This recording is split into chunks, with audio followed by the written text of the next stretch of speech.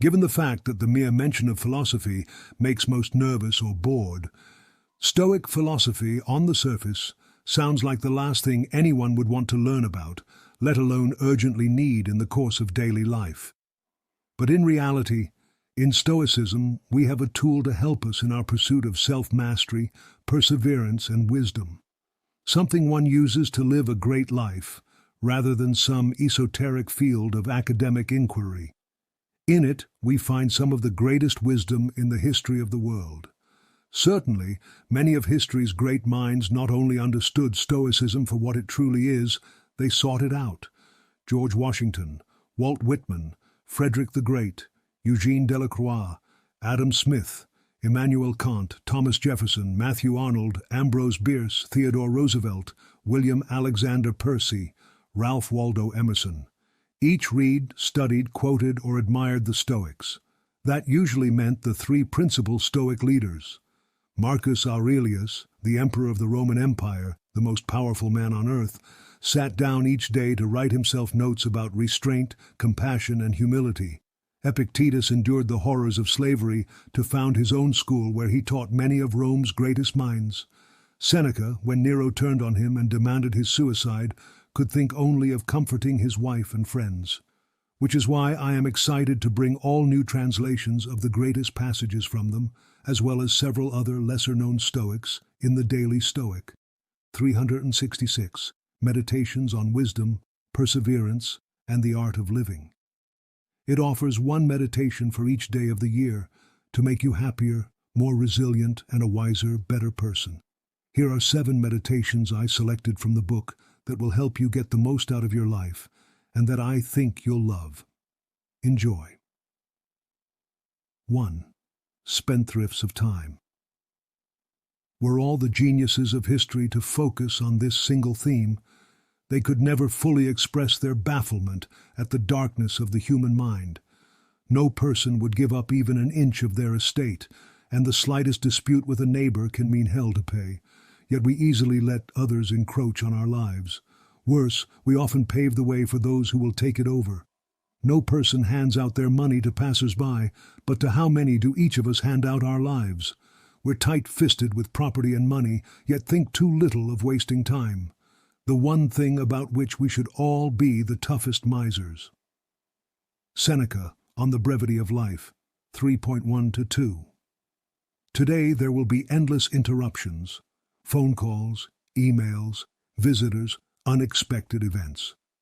Booker T. Washington observed that the number of people who stand ready to consume one's time to no purpose is almost countless. A philosopher, on the other hand, knows that their default state should be one of reflection and inner awareness. This is why they so diligently protect their personal space and thoughts from the intrusions of the world. They know that a few minutes of contemplation are worth more than any meeting or report. They also know how little time we're actually given in life, and how quickly our stores can be depleted. Seneca reminds us that while we might be good at protecting our physical property, we are far too lax at enforcing our mental boundaries. Property can be regained. There is quite a bit of it out there, some of it still untouched by man. But time? Time is our most irreplaceable asset. We cannot buy more of it. We can only strive to waste as little as possible. 2. Don't sell yourself too cheaply. I say let no one rob me of a single day who isn't going to make a full return on the loss. Seneca, on Tranquility of Mind, 111b. People spend a lot more money when they use credit cards than when they have to pull out actual cash. If you ever wondered why credit card companies and banks push cards so aggressively, this is why. The more credit cards you have, the more you'll spend. Do we treat the days of our lives like we treat our money? Because we don't exactly know how many days we'll be alive, and because we try our hardest not to think about the fact that someday we'll die, we're pretty liberal with how freely we spend our time. We let people and obligations impose on that time, only rarely asking, what am I getting in return here? Seneca's maxim is the equivalent of cutting up your credit cards and switching to cash. He says to put real thought into every transaction. Am I getting my money's worth here? Is this a fair trade? 3. It's just a number. You aren't bothered, are you, because you weigh a certain amount and not twice as much? So why get worked up that you've been given a certain lifespan and not more? Just as you are satisfied with your normal weight, so you should be with the time you've been given. Marcus Aurelius, Meditations 649. They say age is just a number, but to some people it's a very important one. Otherwise, women wouldn't lie about being younger, and ambitious young men wouldn't lie about being older. Rich people and health nuts spend billions of dollars in an effort to move the expiration date from around 78 years to hopefully forever. The number of years we manage to eke out doesn't matter, only what those years are composed of. Seneca put it best when he said, "Life is long if you know how to use it." Sadly, most people don't. They waste the life they've been given. Only when it is too late do they try to compensate for that waste by vainly hoping to put more time on the clock. Use today. Use every day. Make yourself satisfied with what you have been given.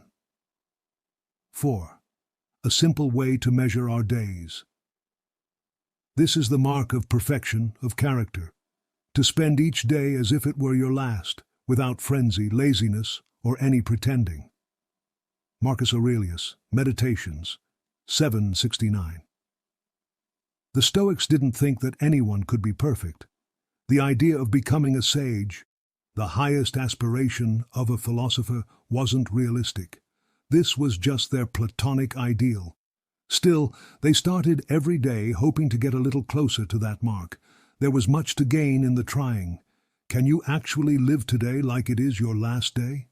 Is it even possible to embody completeness or perfection in our ethos, character, effortlessly doing the right thing for a full 24 hours? Is it possible for more than a minute? Maybe not. But if trying was enough for the Stoics, it should be enough for us too. 5. What are you so afraid of losing? You are afraid of dying, but come now. How is this life of yours anything but death? Seneca, Moral Letters, 77:18. Seneca tells an amazing story about an obscenely wealthy Roman who was carried around by slaves on a litter. On one occasion, after being lifted out of a bath, the Roman asked, "Am I sitting down yet?" Seneca's point was essentially, what kind of sad, pathetic life is it if you're so disconnected from the world that you don't even know whether you're on the ground? How did the man know whether he was even alive at all? Most of us are afraid of dying. But sometimes this fear begs the question, to protect what exactly? For a lot of people the answer is hours of television, gossiping, gorging, wasting potential, reporting to a boring job, and on and on and on. Except, in the strictest sense, is this actually a life? Is this worth gripping so tightly and being afraid of losing? It doesn't sound like it. 6.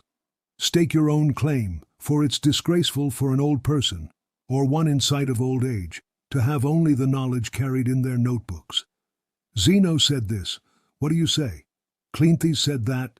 What do you say? How long will you be compelled by the claims of another? Take charge and stake your own claim. Something posterity will carry in its notebook. Seneca, Moral Letters 33.7. Musing in his notebook about the topic of immortality, Ralph Waldo Emerson complained how writers dance around a difficult topic by relying on quotes. "I hate quotation," he wrote. "Tell me what you know." Seneca was throwing down the same gauntlet some 20 centuries before. It's easier to quote, to rely on the wise words of others, especially when the people you're deferring to are such towering figures. It's harder and more intimidating to venture out on your own and express your own thoughts. But how do you think those wise and true quotes from those towering figures were created in the first place? Your own experiences have value. You have accumulated your own wisdom too. Stake your claim. Put something down for the ages, in words and also in example. 7. Life is long if you know how to use it.